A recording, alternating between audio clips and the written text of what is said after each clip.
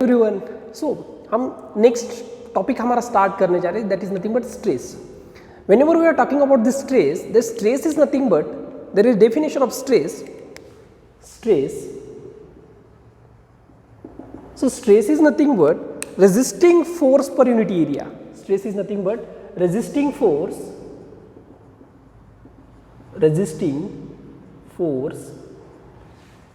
per unit area. अभी ये resisting force per unit area, अभी स्ट्रेस का मतलब क्या है? Resisting force per unit area. अभी रेजिस्टिंग फोर्स होता क्या है? रेजिस्टिंग फोर्स होता क्या है? जब हम स्ट्रेस के बारे में हम बात कर रहे हैं तो मैं जस्ट एक एग्जांपल के तौर एक क्या कंसिडर करता हूं कि मैं एक रॉड कंसिडर कर रहा हूं. हमने एक रॉड कंसिडर कर लिया. अब इस रॉड के ऊपर मैं कुछ फोर्स अप्लाई कर रहा हूं. इस रॉड के ऊपर मैं कुछ फोर्स अप्लाई कर रहा हूं. देखो मैं ये फोर्स P अप्लाई कर रहा हूँ, ये फोर्स P में इसके ऊपर अप्लाई कर रहा हूँ. मैं कंप्रेशन लोड दे दूँ या टेंसाइल लोड दे दूँ, बाद में जाके देखेंगे हम कंप्रेशन लोड क्या होता है, टेंसाइल लोड क्या होता है. सो जब मैं फोर्स अप्लाई कर रहा हूँ उसके ऊपर तो वो बॉडी भी रेजिस्ट कर रही है. रेजिस्ट कर रही है उसका मतलब क्या है? जैसे ही आपने फोर्स अप्लाई करना स्टार्ट किया वो बॉडी अपना शेप या अपना लेंथ चेंज नहीं कर रही है. वो फर्स्ट ऑफ ऑल उसको रेजिस्ट कर रही है. जब उसका रेजिस्टिंग फोर्स खत्म हो जाएगा तब तो वो बॉडी क्या हो जाएगी? स्ट्रेच होना स्टार्ट हो जाएगी. तो जब बॉडी मैंने कंसिडर कर ली, ये बॉडी भी बनी हुई है मॉलिक्यूल्स के साथ बनी हुई है. ये बॉडी किसके साथ बनी है? मॉलिक्यूल्स के साथ. मीन्स ये बहुत सारे मॉलिक्यूल्स उसके अंदर है. अब इस मॉलिक्यूल्स क्या है कि जब भी आपने इसके ऊपर फोर्स अप्लाई किया या लोड अप्लाई किया तो ये क्या कर रहा है? ये एक दूसरे को खींचने ले रहा है, वो रेजिस्ट कर रहा है. ये क्या कर रहा है? एक दूसरे के साथ रेजिस्टिंग फोर्स अप्लाई कर रही है, रेजिस्ट कर रही है, ये रेजिस्ट कर रहे हैं. देखो जब भी ये रेजिस्ट करेंगे उसका मतलब क्या है? अपना जो भी आप फोर्स लगा रहे हो उसको वो क्या कर रहे हैं? अपोज कर रहे हैं. उसको क्या कर रहे हो? वो अपोज कर रहे हैं. तो हमने स्ट्रेस क्या देखा? स्ट्रेस का मतलब क्या है? Resisting force per unit area. अभी मैं इसको मैं क्रॉस सेक्शनल व्यू में निकालता हूं. देखो इसको मैंने कट कर दिया बीच में से यहां से और इसका मैंने क्रॉस सेक्शनल व्यू निकाल दिया. तो ये जो फोर्स आपने अप्लाई किया था P, ये जो फोर्स हमने अप्लाई किया था उसको रेजिस्ट कर रहे हैं सब force. This is my resisting force, this is my resisting force. तो that point is nothing but stress. That point is nothing but stress. अभी स्ट्रेस का मतलब क्या हो गया? स्ट्रेस उसको हम रिप्रेजेंट करते हैं सिग्मा से, तो stress is nothing but force. और ये फोर्स क्या है? Resisting force per unit area. अभी जो एरिया कंसिडर कर रहे हैं, that area is nothing but cross sectional area of that body. जो भी बॉडी आप कंसिडर कर रहे हैं उस बॉडी का हमने क्रॉस सेक्शनल एरिया लेना पड़ेगा. ये मेरा क्रॉस सेक्शनल एरिया, जिस फेस के ऊपर अप्लाई कर रहे हैं उसके अपोजिट फेस पे मेरा क्या है? Cross sectional area. So that resisting force, stress is nothing but resisting force per unit area. अगर इसका मैं यूनिट देखूंगा तो force is nothing but newton and area is nothing but meter square. So stress is nothing but newton per meter square. तो ये इसका unit हो गया. तो ये यूनिट भी वेरी इंपॉर्टेंट, कभी कभी एग्जाम्स में पूछा जा सकता है तो यूनिट्स. सो ये मेरा यूनिट हो गया. जब मैं फोर्स के बारे में बात कर रहा हूं, हमने रेजिस्टिंग फोर्स अपना R है तो स्ट्रेस का डेफिनेशन में क्या लिख रहा हूं? Stress is equals to R/A. But आपने देखा होगा, बुक्स में बहुत बार देखा होगा कि हम stress is equals to force upon area लिखते हैं. बट ये resisting force and P according to Newton's third law क्या बता रहा है? Every action there is equal but opposite reaction. According to Newton's third law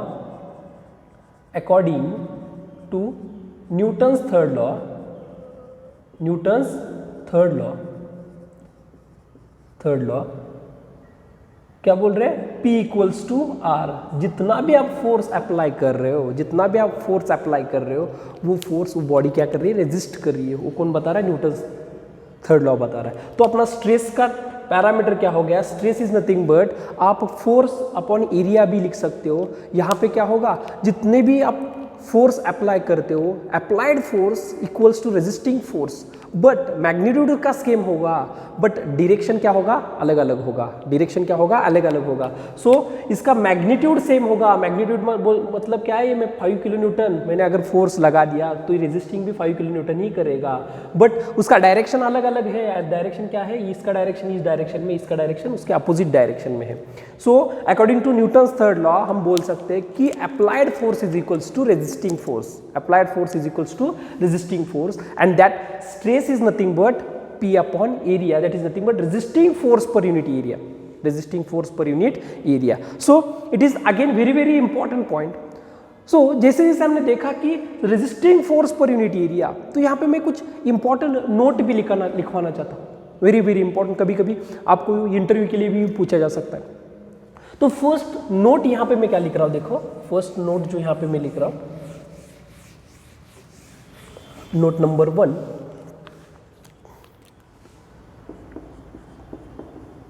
note.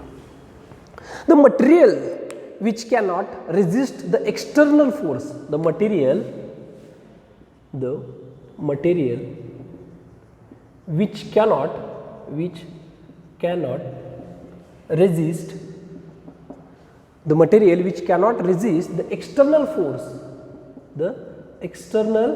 force, अगर कोई भी मटेरियल कोई एक्सटर्नल फोर्स क्या कर रहा है, रेजिस्ट नहीं कर रहा है, will have zero stress, will have zero stress। अगर कोई मटेरियल एक्सटर्नल लोड रेजिस्ट नहीं कर रहा है तो उसका मतलब क्या है, उसका स्ट्रेस जो क्या होगा वो जीरो होगा। और इससे और एक नोट में लिखवाना चाहता हूँ, अब नेक्स्ट पॉइंट में हम जाके देखेंगे, जब हम थर्मल स्ट्रेसेस देखेंगे तब भी ये पॉइंट बहुत इंपॉर्टेंट है। Member free to expand, member free to expand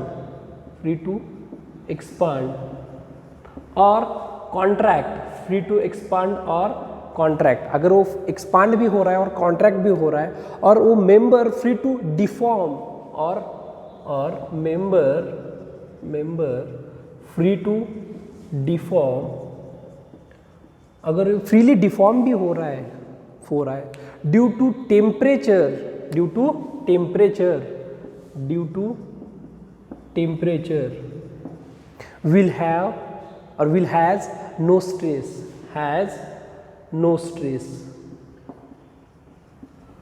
जब भी कोई मेंबर फ्री टू एक्सपांड और फ्री टू कॉन्ट्रैक्ट और डिफॉर्म हो रहा है तो उस केस में टेम्परेचर की वजह से अगर हो रहा है तो उस केस में मेरे पास नो स्ट्रेस होगा।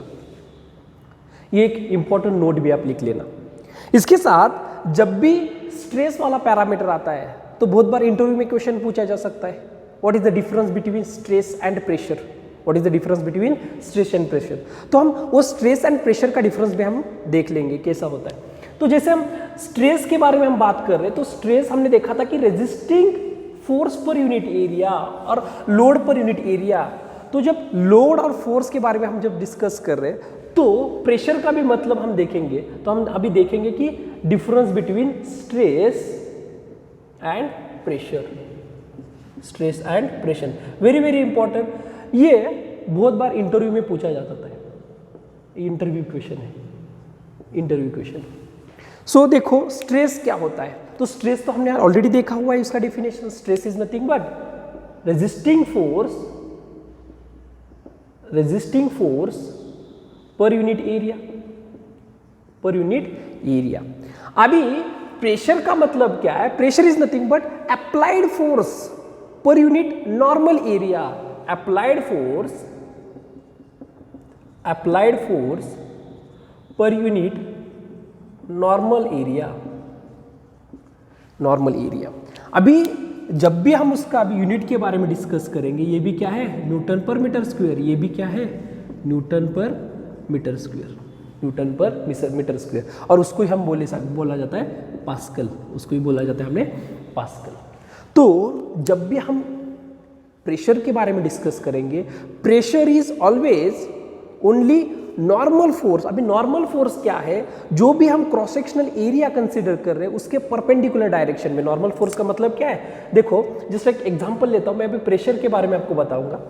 जब ये प्रेशर के बारे में आपको किसके ने बताया कि पास्कल्स लॉ जो देखा है, पास्कल्स लॉ क्या बताता है, कोई भी मॉलिक्यूल होगा या कोई भी मॉलिक्यूल होगा किसी वाटर के अंदर उसको आपने ड्रॉप कर दिया तो सभी डायरेक्शन से उसको जो भी फोर्स होगा वो क्या होगा, सेम होगा, तो प्रेशर होगा वो क्या होगा, सेम होगा।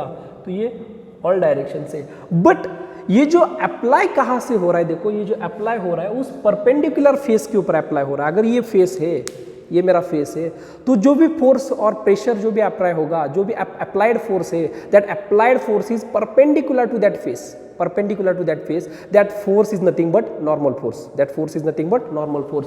जो भी फोर्स उस फेस के परपेंडिकुलर डायरेक्शन में होगा, अगर ये मैं कोई फेस कंसीडर कर रहा हो तो उसके अगर ये परपेंडिकुलर डायरेक्शन में होगा, ये 90 डिग्री कंसीडर होगा, तो that force is nothing but ये नॉर्मल फोर्स रहेगा।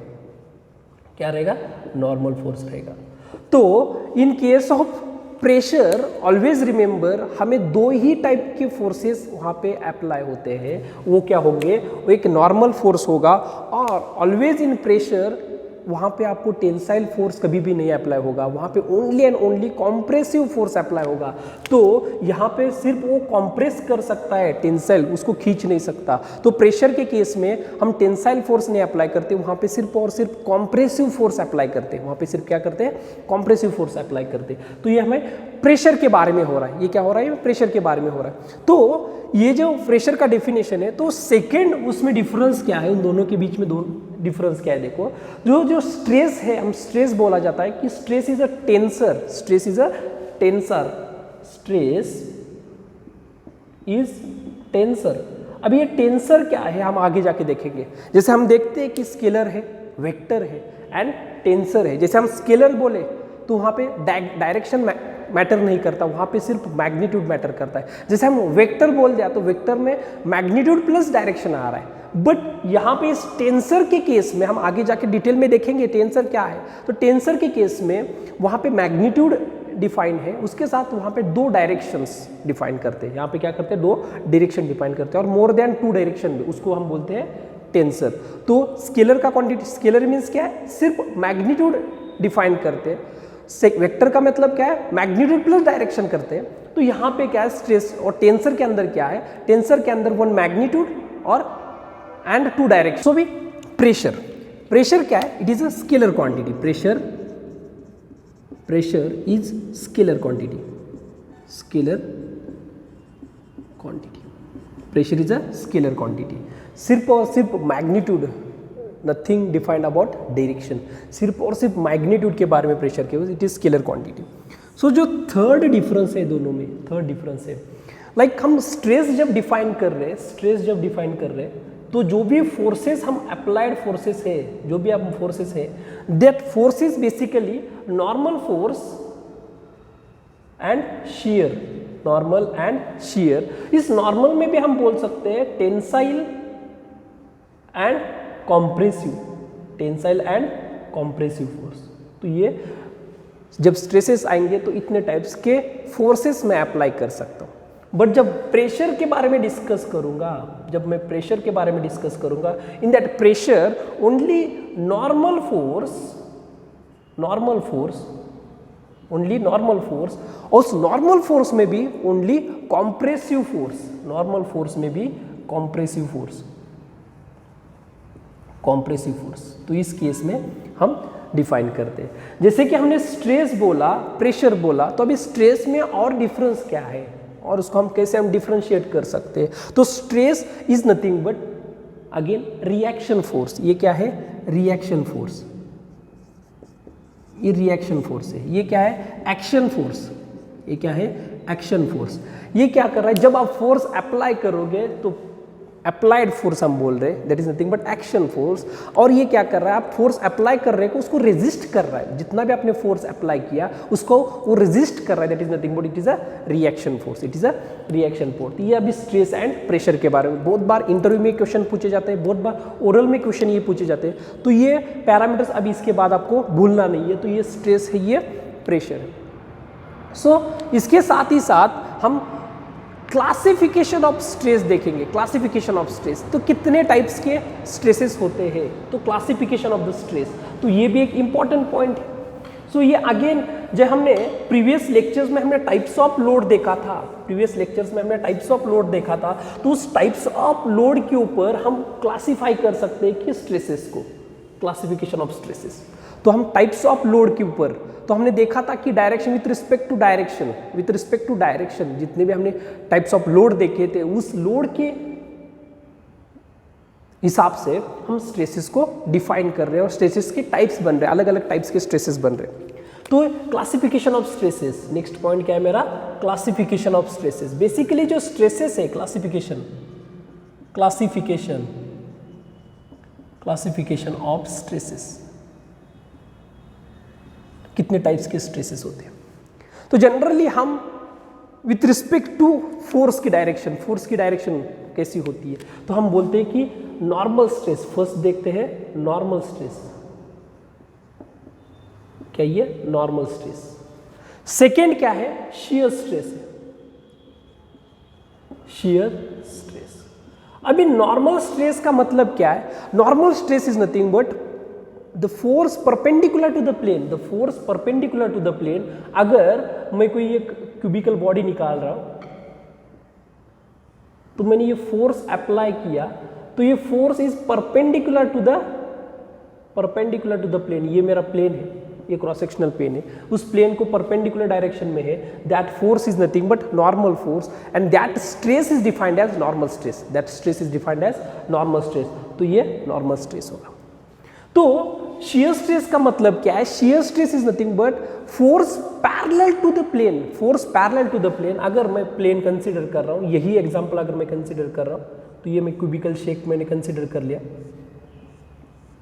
सो इन दैट केस अगर मैं देखूंगा तो ये जो प्लेन है, इस प्लेन के पैरेलल अगर मेरा कोई फोर्स होगा, इस प्लेन के पैरेलल फोर्स होगा और उस प्लेन के पैरेलल स्ट्रेस होगा, उसको बोलते हैं हम शियर स्ट्रेस। इसको रिप्रेजेंट करते हैं हम टाउ, इसको रिप्रेजेंट करते हैं हम सिग्मा, तो मैं क्या यहाँ पे लिख रहा हूँ, परपेंडिकुलर टू द प्लेन जो भी फोर्स होगा, परपेंडिकुलर टू द प्लेन जो भी force perpendicular to the plane, force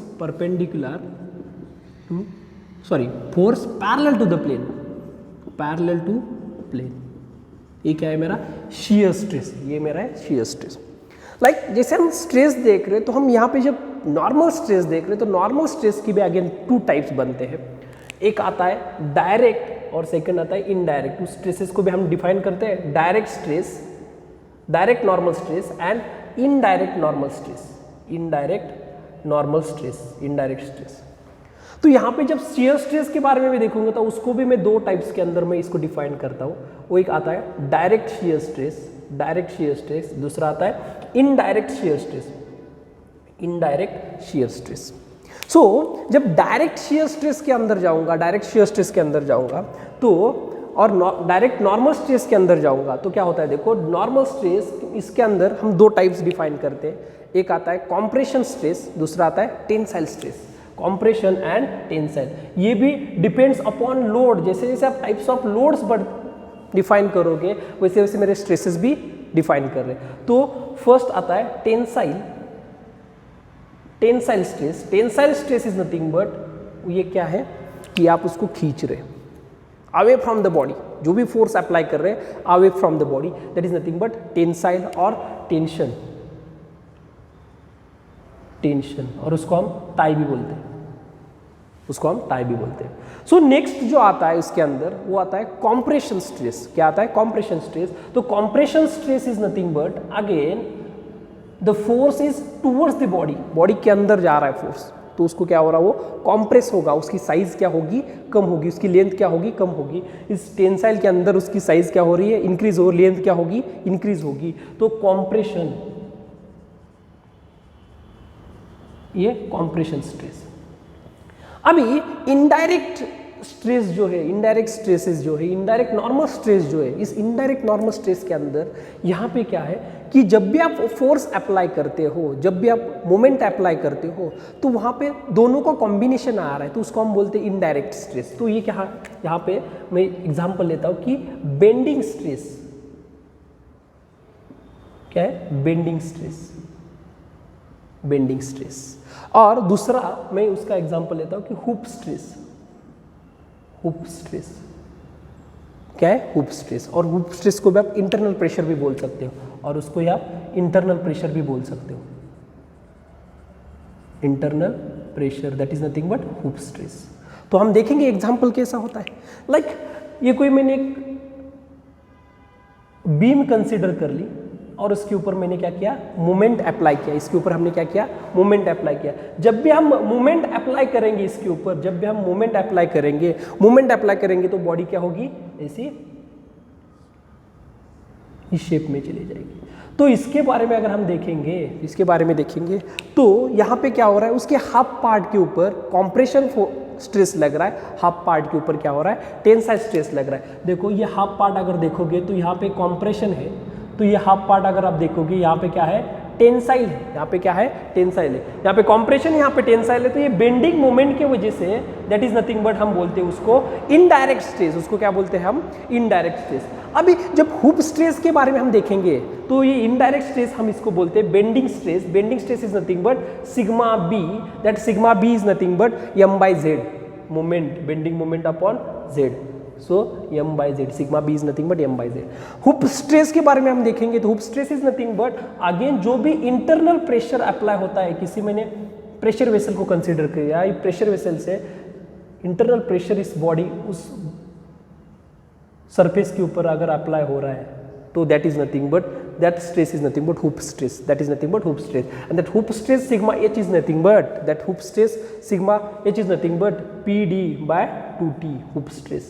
ये मेरा हुप स्ट्रेस है। दैट इज नथिंग बट ये नॉर्मल स्ट्रेस की इनडायरेक्ट स्ट्रेसेस के दो टाइप्स हैं। अब बेंडिंग स्ट्रेस भी इनडायरेक्ट स्ट्रेस बोल सकते हो या हुप स्ट्रेस भी आप इनडायरेक्ट स्ट्रेस बोल सकते हो। जैसे हम शेयर स्ट्रेस में एंटर किए, तो शेयर स्ट्रेस में क्या है? तो डायरेक्ट जो है वो टो है। डायरेक्ट शेयर स्ट्रेस क्या है? वो टो है। ये क्या है कि पैरेलल टू द प्लेन के पैरेलल में वो ये क्या हो रहा है? स्ट्रेस अप्लाई हो रहा है। जैसे हमने कोई एक डायग्राम कंसिडर कर ली, ये मैंने डायग्राम कंसिडर कर ली, तो जो भी मैं फोर्स अप्लाई कर रहा हूँ इस फेस के ऊपर अप्लाई कर रहा हूँ। देखो जो भी मैं फोर्स अप्लाई कर रहा हूँ इस फेस के ऊपर कर रहा है, this is parallel to that plane, इस प्लेन को पैरेलल, ये इस डायरेक्शन में स्ट्रेस है। तो इसको हम बोलते हैं tau.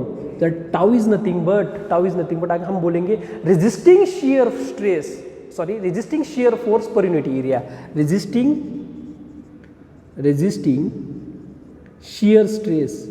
Shear force per unit area, और एरिया क्या रहेगा? ये जो हमने HWH दिखा है दैट इज नथिंग बट ये डायरेक्ट शियर स्ट्रेस है। ये मेरा डायरेक्ट शियर स्ट्रेस। जब हम डायरेक्ट शियर स्ट्रेस के बारे में हमने देखा, तो अभी इनडायरेक्ट शियर स्ट्रेस क्या होता है?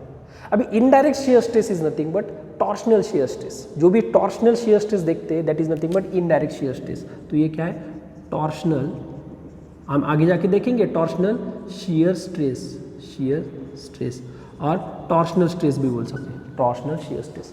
तो ये टॉर्शनल शियर स्ट्रेस बेसिकली आपके जितने भी रोटेटिंग शाफ्ट्स रहते हैं उसके अंदर ये टॉर्शनल शियर स्ट्रेस जनरेट होता है। दैट टॉर्शनल शियर स्ट्रेस ये हमें कहाँ पे जनरेट होंगे? जहाँ पे रोटेटिंग शाफ्ट्स होंगे उस केस में ही हो गया। और ये सर्कुलर पैरामीटर्स में हम जनरली देखा जाता है। तो ये टॉर्शनल शियर, ये मेरा टॉर्क अप्लाई किया हुआ है, और ये जो शियर स्ट्रेस यहाँ पे बन रहा है, तो यहाँ पे बन क्या रहा है? इनडायरेक्ट का मतलब क्या है? दोनों भी केस में बन रहा है। अभी यहाँ पे ये मेरा इनडायरेक्ट स्ट्रेस, ये क्या है? मेरा इनडायरेक्ट, ये मेरा टाउ है, ये टाउ है। देखो डायरेक्शंस अलग अलग है, कहीं पॉजिटिव जा रहा है कहीं निगेटिव जा रहा है। So that is nothing but ये इनडायरेक्ट शियर स्ट्रेस हो गया, that is nothing but torsional shear stress. हम टॉर्शनल शियर स्ट्रेस रिप्रेजेंट करते हैं tau equals to torque upon ZP, it is polar moment of inertia. So tau is equals to T upon ZP, torque upon ZP। सो ये मेरे types of stresses है, इतने types of stresses हमें देखना है। ये हमें फर्स्ट चैप्टर में direct shear stress and direct normal stress देखने हैं। इसका अलग ही टॉपिक है। बेंडिंग स्ट्रेसेस का अलग टॉपिक है, हम अलग टॉपिक में डिस्कस करेंगे। शियर स्ट्रेसेस का भी हमें अलग टॉपिक है, तो हम अलग टॉपिक में उसको डिस्कस करेंगे। हर एक पैरामीटर, ये हमें प्रेशर वेसल्स के अंदर है, तो ये भी पार्ट हम प्रेशर वेसल्स के अंदर हुप स्ट्रेसेस वाला पैरामीटर डिस्कस करेंगे। So this is basically types of stresses और क्लासिफिकेशन ऑफ स्ट्रेस।